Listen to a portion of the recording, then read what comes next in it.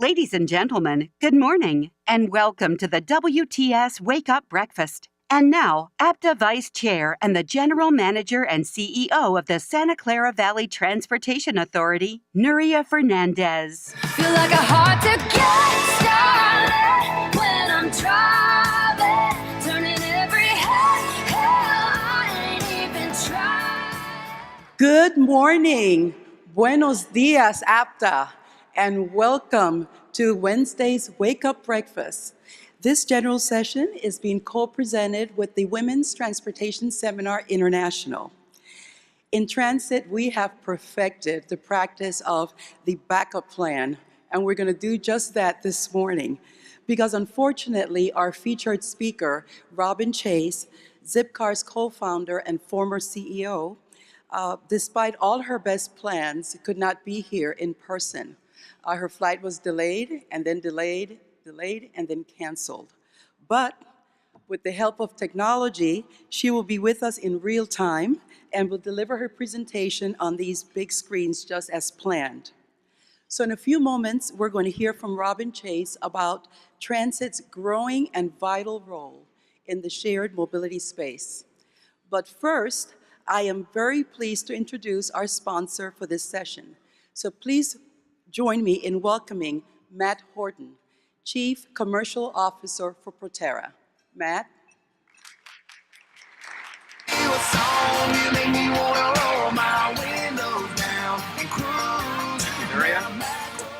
Well, good morning, APTA. I am very impressed. There were so many people here bright and early at 7:30 ready to come in. And I know that's especially true because I know some of you were out again late last night enjoying the great nightlife here in Nashville. So as a company, Proterra, we are really proud and pleased to have had the opportunity now to work with more than 90 transit agencies in the U.S. on their zero-emission bus program. This week, however, we're especially pleased we've had the opportunity to work with our host agency, WeGo. Many of you have probably seen some of the 9 buses we have here in the city, the bright green Music City circuit buses that have been helping us get around downtown. And we hope some of you had the opportunity to get out and ride them. Now, it's been a great show. We've had a great opportunity to catch up with many of you at the booth the other day. For those of you who didn't get a chance to come see us, we have announced a new product this week. We've prepared a short video to talk about the new Proterra Apex Connected Vehicle Intelligence System. So we'll show you the video. We hope you enjoy it, and we hope you have a great rest of the conference today, and I hope to see you again soon. Thank you.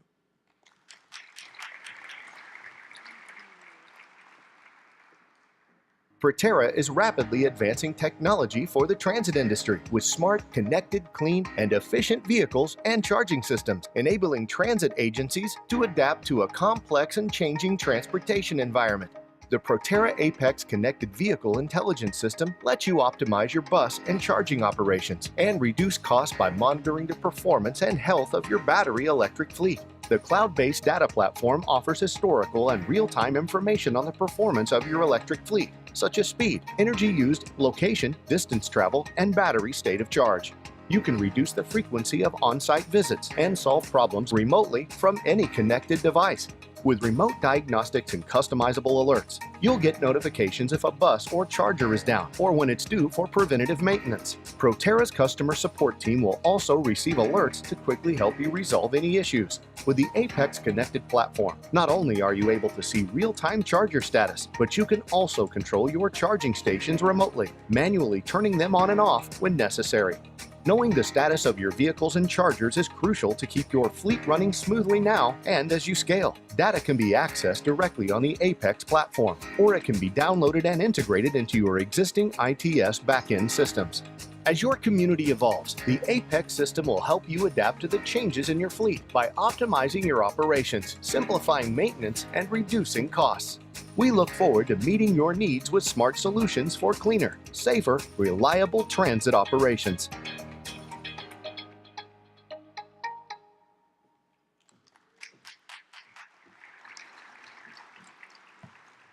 Thank you, Matt, and thank you, Proterra.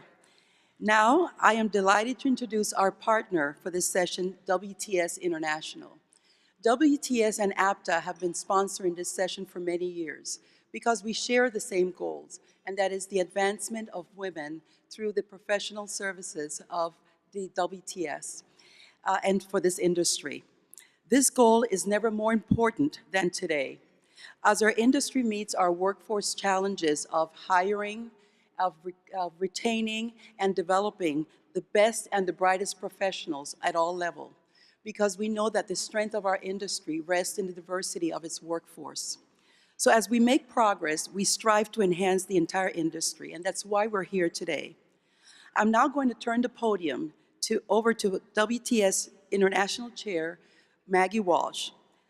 Many of us know Maggie from her day job as Vice President for Strategic Pursuits and Clients in the transportation line of HDR's office in Chicago.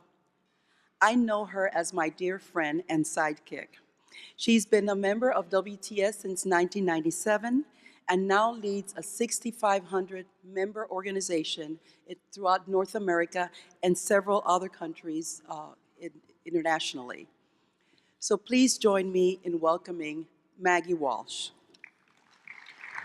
Song was a song I could sing along without thinking about you every time I came home. Every beat, every line, every word, every time.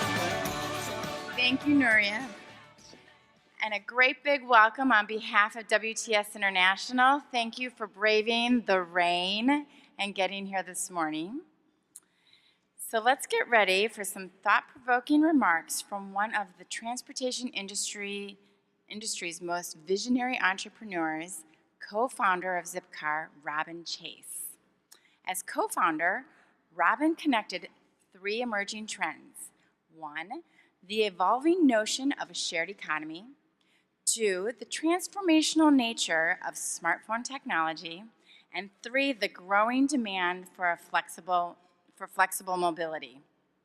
Her book, Peers Inc., How People and Platforms Are Inventing the Collaborative Economy and Reinventing Capitalism, helped set new rules for the collaborative economy.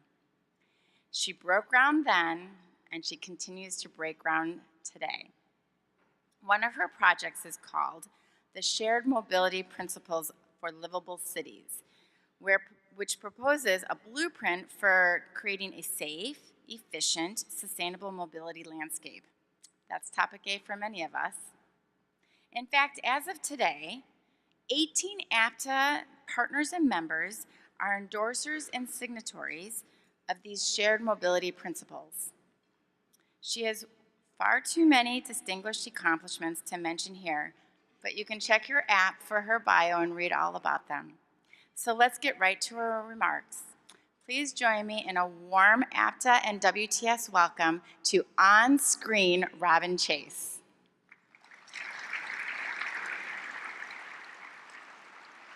Speed brown girl, sweet Caroline, free fall, small town Saturday night. Before you lose that love and feeling, let's go dancing on the ceiling. Keep on living that teenage dream. Hi, everyone. I am so disappointed that I'm not there. I can't tell you. So I feel like my virtual self walked on stage. I want to give you guys a big hello. I'm picturing the breakfast in the ballroom. I'm really wishing I were there. So I'm going to have to do the best I can, which will be pretty good. And after you see me in the small top corner when we do Q&A, we'll take away my slides and we'll have a larger and more intimate face, that 12-foot screen size face.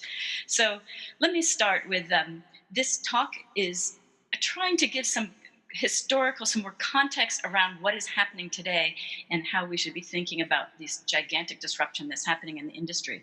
So the future of transportation in two movements. The first, infrastructure is destiny. So you guys, I'm hoping, will recognize this really famous slide set, these images. This is the space required to move people from A to B. 60 people in their personal cars, the street is crowded. 60 people in their bus, yay. 60 people on their bicycles, that's great. And then I found this on Twitter. Here are those 60 people in cars, here are they in Uber, and here are they in autonomous vehicles. If we keep doing the same thing, we're gonna keep getting the same thing. So Uber and autonomous vehicles are not the answers to what we want to do. It's much more nuanced and complicated, and we have to work proactively to get to this future that we want. So I've been thinking about this idea of infrastructure is destiny. My husband is the one who came up with it as a sentence, and it is so profoundly true. So when we built Levittown in the late 40s and early 50s, and then we built the Eisenhower highway system, those two pieces of infrastructure necessarily and profoundly delivered the congestion that we have and the obesity rates that we have in the US. The one plus the other, just that infrastructure delivered the destiny that we are living today. Conversely, I was looking in the Netherlands. They've had 40 years of cycle-friendly and public transit-dominated planning, and it is completely different what's going on there. So there's a much higher rate of cycling and a much lower rate of incidence of obesity as a population. So I was thinking about what other kinds of infrastructure do we have? And I would say our human nature is kind of like our personal infrastructure. What are we as humans built? How do we all respond? And we strongly favor what is cheap and easy. If any of you have read Daniel Kahneman's Thinking Fast and Slow, which I would recommend, his point was our fast brain, our human nature makes us do the simplest, fastest, easy thing each and every time. So this is built into every one of us, and we have to be really thoughtful about that. And then we as a society need to be thinking about the equality in our infrastructure. Is this fair, this infrastructure that we're building? Is everyone getting where they need to go? Are they paying the right price and appropriate time and good conditions? Are we making things better for them? Are we thinking about the quality of the situation? This is just a very famous photo from Bogota, Colombia, which is an illustration in this. You're looking at this crazy street. That was in the outskirts of Bogota, where 97% of the population did not own a car. So that mayor said, I'm not putting in car infrastructure because no one owns cars. So if you look here to the right, I hope you see my cursor, you can see the road is kind of dirt. And then he made these big wide cycle tracks and big wide place for people to walk, because he needed to provide what was right from an equitable standpoint for his population. Here, in the emerging, in the wealthy countries and around the world, over the last 100 years, we have specifically and proactively tried as hard as we can to make personal cars easy and cheap. And I think of this as our tax and regulatory infrastructure. We have built this in. We have underpriced air pollution. We don't charge for that. We have underpriced congestion. We have underpriced curb access in terms of scarcity. We have underpriced basic user fees to pay for our transportation, because our gas taxes, as we know, are so incredibly low. And all of this together is sending a market signal that is totally misaligned with reality, and therefore we overconsume car travel. And this, as I say, is right now completely baked in to how we make our transportation decisions. And lastly, I want to talk about our planetary infrastructure. The most important, if ever infrastructure was destiny, how we treat and relate to our home is profoundly our destiny. And so just a little slide to make you deeply depressed. This is from NOAA. Globally, is this year hotter or colder than the 20th century average, the entire planet? And if you've been born since 1980, you have never in your life experienced a cooler than average year on a global basis. And here we are in 2015, here is 2016, there is 2017, 2018 is about the same as 2016. We have already warmed the planet by 1 degree centigrade. And if you think about, scientists are telling us that by 2100, under business as usual, we'll have warmed the planet by 5 or 6 degrees centigrade. If you're like me, what the heck does that mean? I can't relate to that number. I can't even get my mind around what does it feel like to warm a planet by 5 degrees centigrade. What would it look like to me? So I did some research and I looked at historically, the last time it was minus 4.5 degrees cooler was 20,000 years ago, the last ice age. And this is an image of city skylines under kilometers of ice during the last ice age. So if you think of 20,000 years ago, the last ice age, all across North America and Europe, we were under kilometers of ice. And if you see my little cursor, I don't know if you do, my bed in Boston where I'm sleeping, normally when I'm not on airplanes, was under 1.5 kilometers of ice. So if you want to understand what does it feel like to warm a planet by 4.5 degrees, is the difference from Boston under several kilometers of ice to today. And we're moving forward that amount in 85 years. So this is truly a catastrophic, existential thing that we have to pay incredible attention to if we want any more humans around. And so it's something that I'm thinking about every single day and something that we have to keep in mind. Meanwhile, in the good news, mixed news, we have technology that has completely transformed what are our possibilities. And I want to say technology more specifically. We have GPS and the internet and wireless and smartphones and e-payment and open data and electric batteries. And all of these things have completely transformed and created this explosion of innovation that's happening in the transport sector.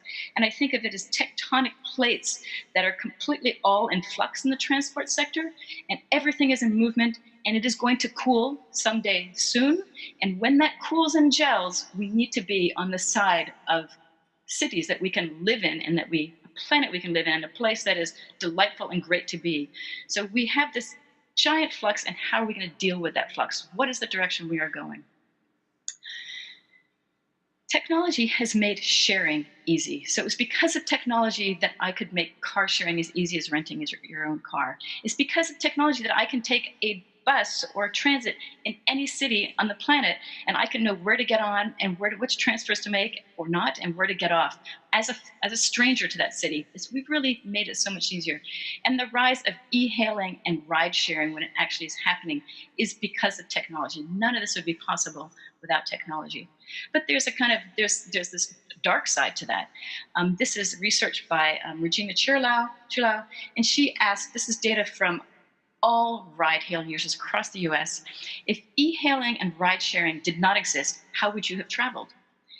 And what was shocking to me was 24% of those people would have walked or cycled. So just flip back to the human nature, infrastructure's destiny side, we choose the easy and cheapest thing every time. And we would have walked or cycled, and now we're going by car because it's so convenient. And 15% would have taken transit. And I know that is a terrifying thought. And as you want to blame these TNCs, I want you to think about what I would love to see is, have we asked this question of urban car drivers, people who are taking their personal cars to work in cities? Have we asked them, what would you have done if your personal car did not exist? Because they too would have been taking transit in larger numbers. So I just want to be pointing out here that it is not just the TNCs that are not taking transit. It is a larger group that is not taking transit. More on technology. The on-demand consumption and delivery that we all are using and liking, having stuff delivered to our door, has huge consequences for what cities feel like. Are we going to have no more retail in cities? And as you also know, it has put a huge stress on street and curb use as we have this pickup and drop off that is causing issues for people who are trying to get through, like buses and cyclists and pedestrians and regular people. So we have this technology is really transforming the use of our streets. And then into this mix of chaos, put in self-driving cars that are making car use even cheaper than it was before. Because before, which is what I learned with Zipcar, when I'm taking a trip, I'm thinking only of the marginal cost, and I'm not considering my time. And so the marginal cost to move an autonomous electric vehicle is about 1.5 cents a mile. This is UC Davis data. That means if you think about traveling in a regular city, I'm going to be spending 40 to 60 cents an hour to move that vehicle, and I don't even have to count my body in it.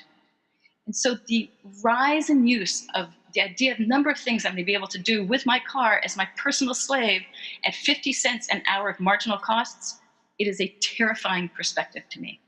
And I'm not going to show here because it's kind of disruptive in the flow, but I encourage you guys to write down right now that you're going to search YouTube, Robin Chase, self-driving cars, and watch this 4-minute video about what the future of cities would look like if we just let the status quo play through, and what it would look like if we take proactive movement now to address what our potential can be with these cars. So we have this choice that we're faced with as all this technology disruption is happening. Do we just let the status quo play through, or do we work with engagement? So if we understand that people naturally choose what's easy and cheap, and our infrastructure is our destiny, and autonomous vehicles are imminent, at least in cities. There's many manufacturers around the world that said by 2020 they're going to have these things for sale. And yes, they will first operate in city and be level 4. We have to know that over the next 5 years, we, all of us together, need to specifically and proactively rework the regulatory and tax infrastructure, the physical street space infrastructure, and the data infrastructure to make active and shared transport what is easy, fair, and cheap. We have to completely transform this old paradigm where we made personal cars easy, fair, and cheap to make active and shared transport easy, fair, and cheap. End of phase 1. Hold that in your mind. Let's go to phase 2. I feel like we have been building our regulatory system on swampy and rising waters, that we need to start building on solid ground. And let me just explain what I mean about this. So first off, no one, when I was talking, I'd fly around the world and talk to people all over the world. Service providers are telling me that cities have not clearly said, here's what we want, here's what our goals are. And so then the service providers are coming in and they're, of course, self-centered and they break some things. And no one has, there's been no saying, what is it that we want? So a year ago, I worked with these 9 leading NGOs in the city and transport sector, so C40, ICLEI, ITDP, NRDC, RMI, WRI, Transport for America. And we worked together and we spent 7 months coming up with what were the principles and what was the direction that we all agreed on as experts across the world. And we created these shared mobility principles for livable cities. And then we started to invite, and here are these principles. And I encourage you to go to sharedmobilityprinciples.org. And I'm delighted to see that 18 APTA companies have signed on. I'm going to be talking about a few of these today. But what I really wanted to point out is we got all of these private sector companies and nonprofits to sign on and support these principles, to say we all share this common vision and we are all agreeing with these principles. So the private sector companies here that are moving about 100 million people a day. And why I have private sector companies there is because those are the ones we were asking initially, and then others are coming in as have been coming in. So absent principles and a focused direction of where we're going, we're kind of stuck in this quagmire swamp. So in 2000, 20 years ago, 18 years ago, when I co-founded Zipcar and was CEO, the questions everywhere were asked was, oh, is Zipcar car rental or is it not car rental? Should they be getting commercial plates or should we be doing personal plates because there's individuals who are riding them? Can they park in loading zones if they get commercial plates?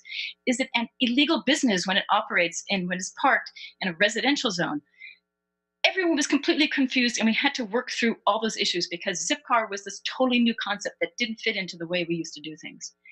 Then in 2007, Velib hit Paris, this bike sharing, and it caused another huge uproar. Are shared bikes public transportation because you're putting them on public rights of way and giving them parking spaces? But is it owned by a private company? And so how does that work? How come we're giving private companies space on our public rights of ways? And so does that mean my own bike is like public transportation? Do I get special amenities because I'm using my own bike? And then I want to go forward to 2011 when Sidecar is the one who started this personal drive your own taxi service. And then, of course, we have Uber and Lyft. And so the big hoorah that we're still facing. Now, are they taxis? I would say, yes, they are taxis. But are the drivers employees? Do they get special? Does the cars require special inspections? What kind of insurance do they have? How do I toggle between personal and private? It was this big mess because our old ways of thinking about things do not fit what is happening. And then we're going to put into this, by 2020, we're going to start having autonomous vehicles that can be my autonomous vehicle. And so when I live outside the city and I rent out my own personal autonomous vehicle, is that a taxi? But if there's 4 people in it, does it count as public transport? And when it's by myself, it's not public transport? Like, all of these things are not making any sense anymore because the new rules, we are not focused on the right things. We are not playing the right games. What we do want for our future is we want to have a multimodal life where when I walk out the front door, I choose the mode that best fits the trip. I don't walk out my door and say, I'm going to take a car each and every time because that was simple and easy. We're going to walk out the door and we have a panoply of choices that are simple and easy.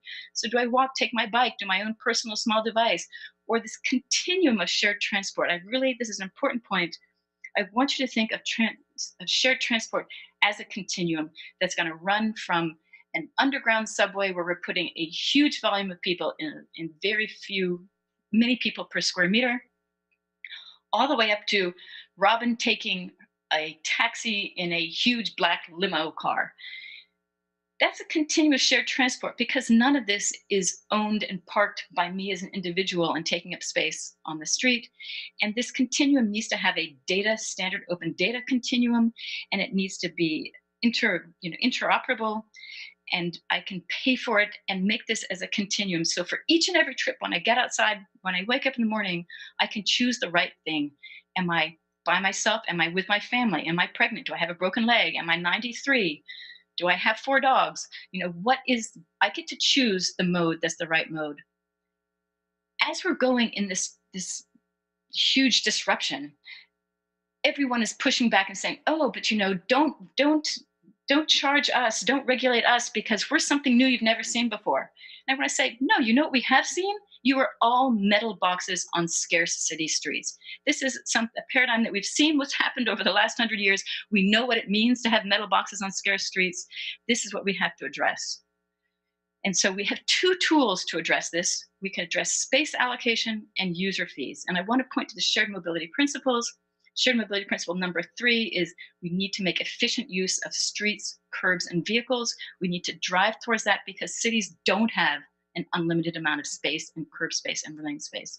And shared mobility principle number 7, one of my favorites, we need to have fair user fees across all modes. Right now, it is not a fair use. It's not a level playing field. And so let me talk about space allocation first. So we think about space allocation to move people and to reflect our social and environmental goals.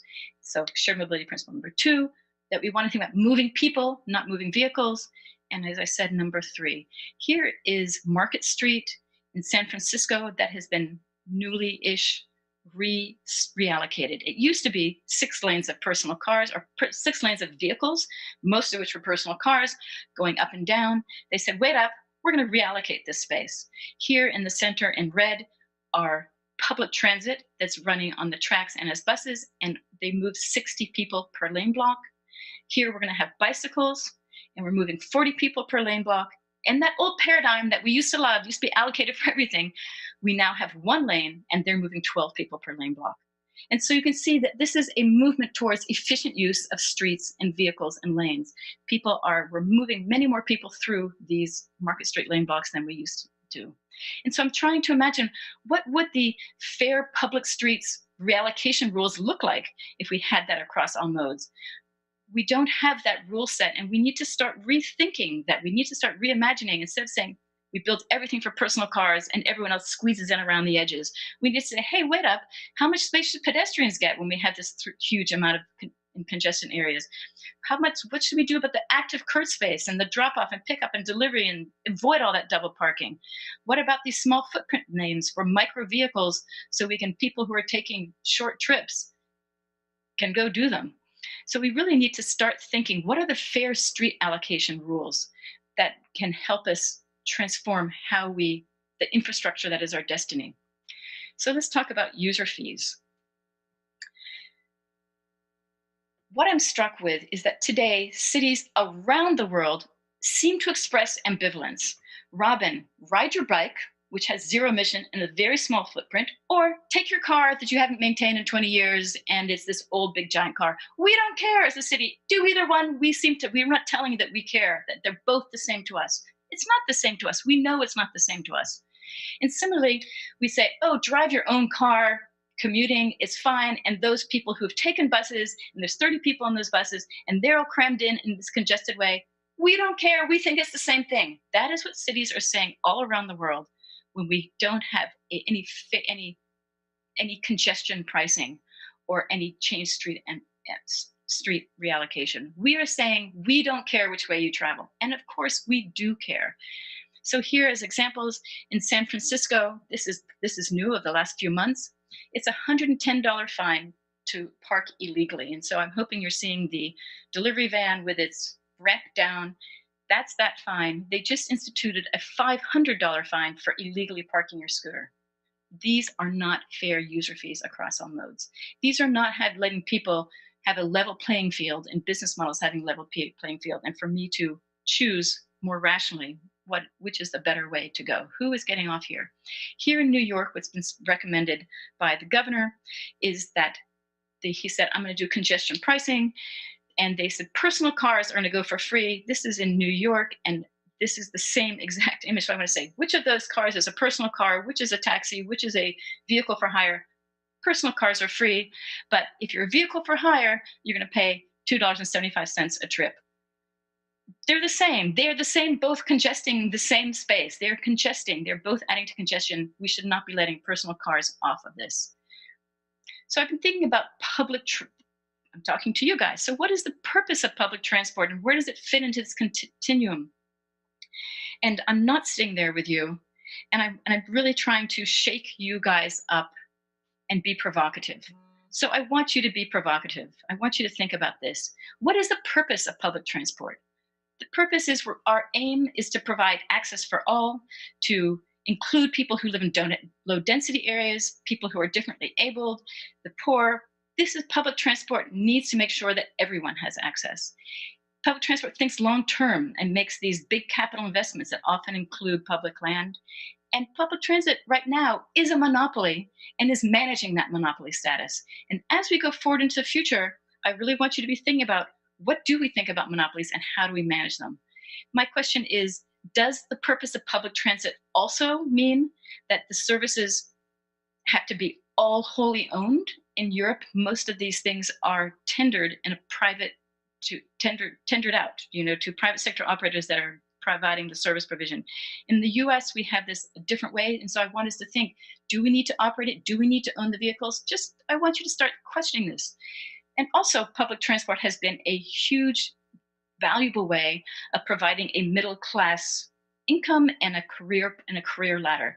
In this future of autonomous vehicles and multiple modes, is that a role for public transport? Is that one of the things that we need to be taking on? And I'm leaving this, you guys are the experts, you guys need to think about this. But what is the purpose? Which of these things is really in your DNA that you guys have to do? So today, congestion pricing and lane allocation is and will continue to be critical to making high volume public transport compete favorably with personal shared cars. I'm really trying to put in your brains that you guys need to be advocates for all the things that right price personal cars and all the things that right space allocate our streets. And so you should be pro all of those things because they really work in your favor and create this level playing field where today there's not a level playing field.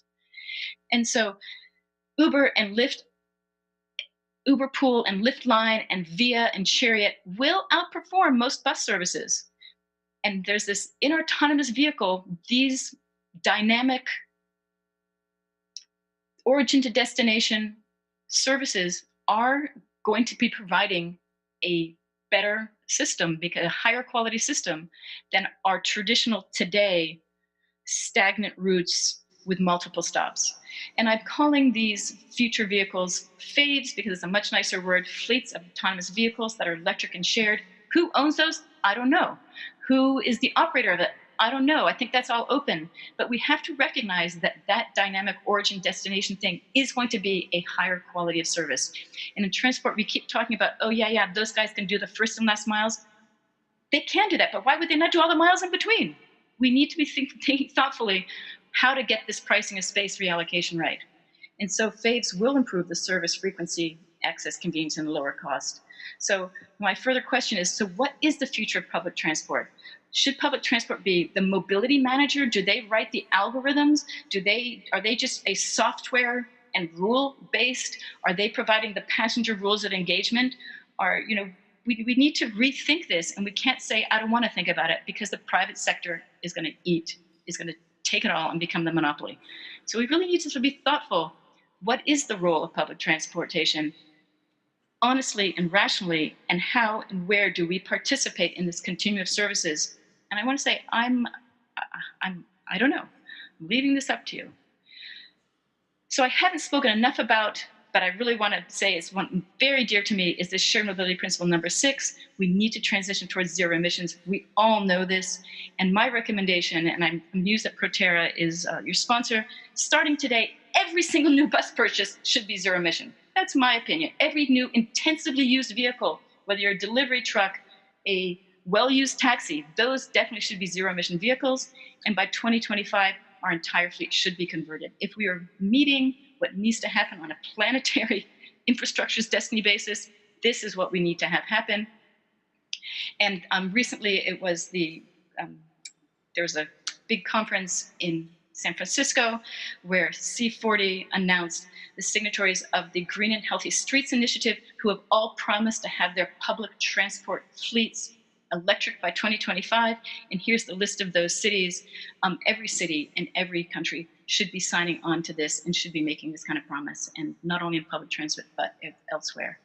So to conclude, our future must necessarily be active in shared transport. We should be supporting that in every single way we can, not just in our own quadrant. We want to support it for walking and biking in these crazy new word micro vehicles, and the continuum and public transport and the continuous shared vehicles. This has got to be our new focus. We can start today. We have to build on this new solid ground that it doesn't matter what you are called, it matters how much space you are taking, how many passengers you are moving through, what is your emissions. We need to make an equal playing field across everyone. And then to conclude, I realize this is a blurry picture, but I still want to use it. This is in Seoul, Korea, where they had built in the 60s and 70s and 80s over a river so that they could provide the 12 lanes of transport there. And it was, as you can see, ugly, dirty, disgusting place that, of course, no one wanted to live in. That mayor said, I want to become president of the city. I'm going to do a very provocative and sometimes unhappy project. I'm going to rip all that down, and I'm going to put 2 lanes of public transport down the sides and take out all those cars. And he built this. So he uncovered the river and created this beautiful, beautiful park you have, and it's public transit that's running down the sides. And this, to conclude, is infrastructure is destiny. We get what we build. We have to get this transition right, this roiling, open-ended transition of what's happening in the transport sector. It must necessarily lead to a clean and open, shared, livable cities. And I'm going to stop sharing, and you will get to see my face enlarge. Thank you.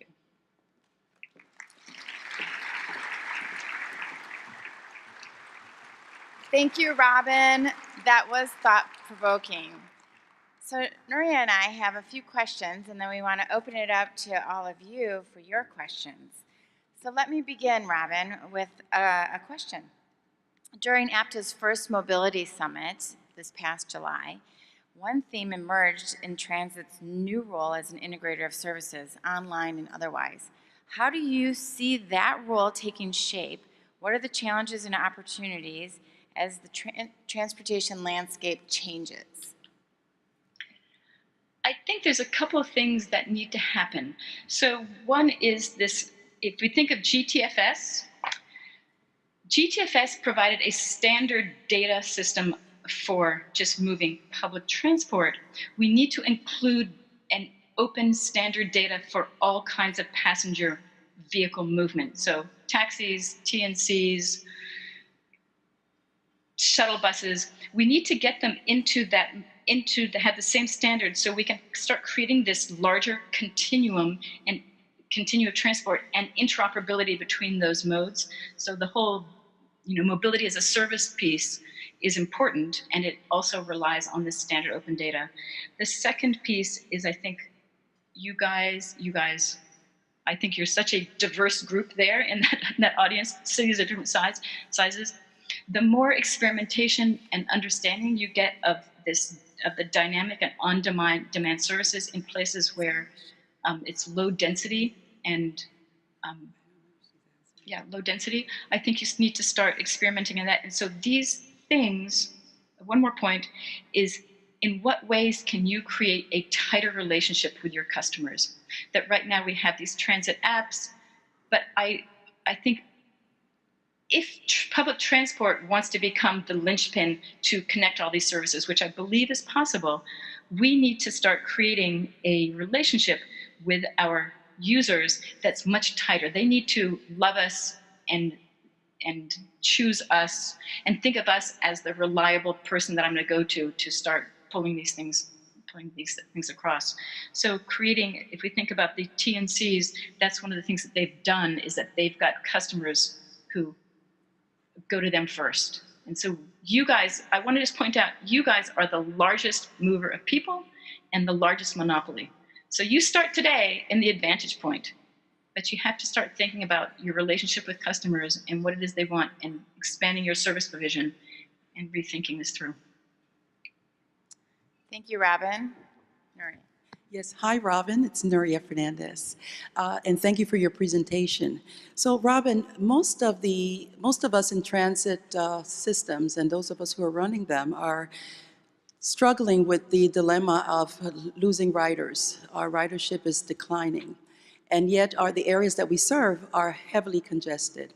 So you talked about congestion pricing, which should give some relief to transit systems as people make decisions and hopefully transition towards public transportation as their mobility choice.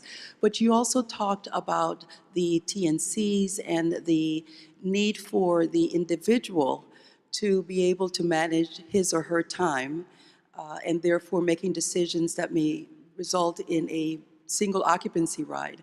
So, you know, what gives? How do we as an industry start focusing on building some type of integration so that we can grow our ridership, provide services, save our planet, reduce congestion, if we have these two ends of the spectrum?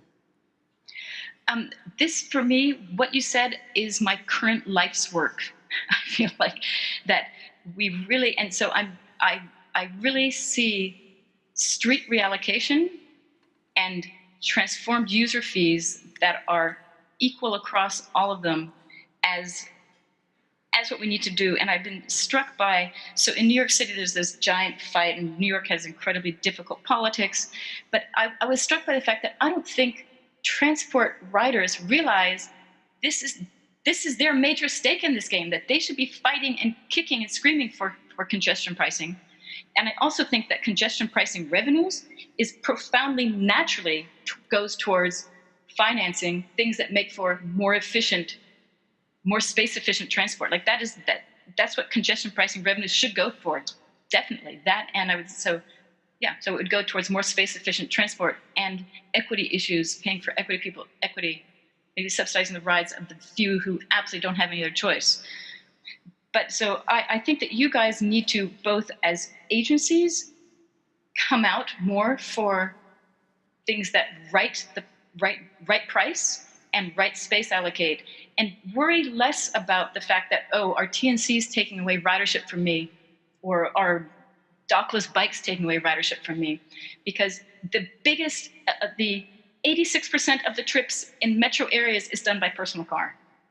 We really, really, really have to get personal cars into their right price. And I feel like that is, I'm just so struck by, it is such a natural place for public transit to start to weigh in more, that it's a revenue source for them. It is completely right for their riders.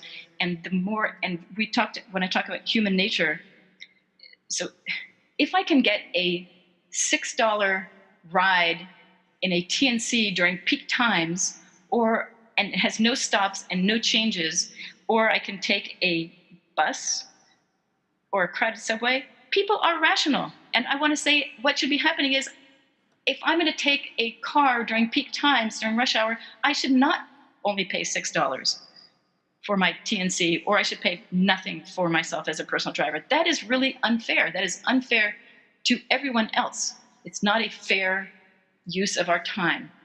And so I really want to say that you guys need to get into the reallocation, street reallocation game, which I know that you do, and as well as the fair user fees for the too cheap parking, too cheap, no congestion pricing, the drop-off and pickup pieces. All of those need to be paid for according to congestion time periods. And I think that is what's going to make the difference for you. that right now it's just not a fair system across all of them, but really 86% of riders, I should have put up that pie chart. It's from the most recent household survey transport data of NHTSA. That it's really personal cars that we all seem to lay a blind eye to is by far the biggest people who are not taking public transport. Do we have a question from our audience? Great. Hi, Robin. Art Gazzetti here. You've written a lot about platforms and know a lot about platforms. What is going to be the politics of the platform, the competition for the platform? I would think everyone's going to want to be the platform. You spoke a little bit about that, about the advantages transit has, but projecting forward, is there going to be congestion on the way to the platform? So one of the things that I was struck as I looked to this future, that transportation really is a natural monopoly, that it really tends towards monopoly, because transportation is all about a network, right? That it's easy, that you are the person that consolidates the maximum number of riders, and you have access to the maximum number of vehicles. So it is profoundly tends towards monopoly. And this is why this requirement of having standard open data is a really, really important piece, because, and I want to say this, you should write down, and I should have put up sharedstreets.io.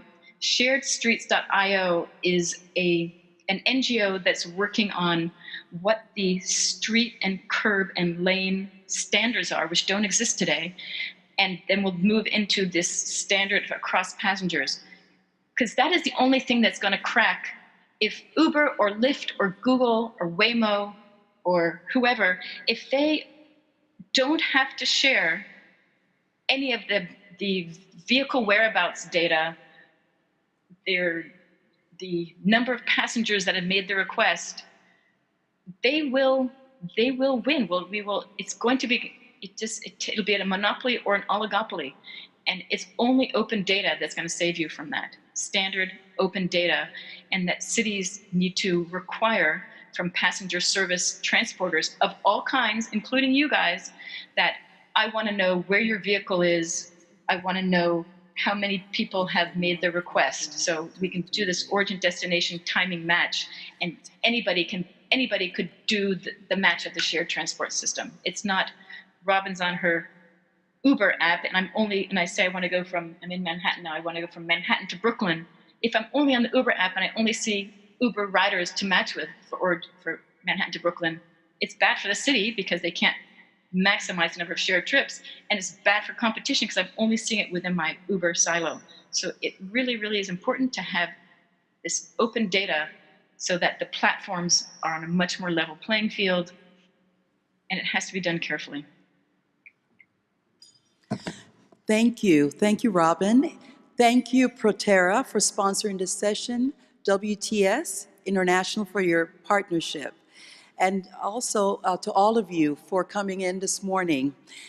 With that, our session is adjourned, but the conference continues. So please be back here to start promptly at 9:30. Thank you.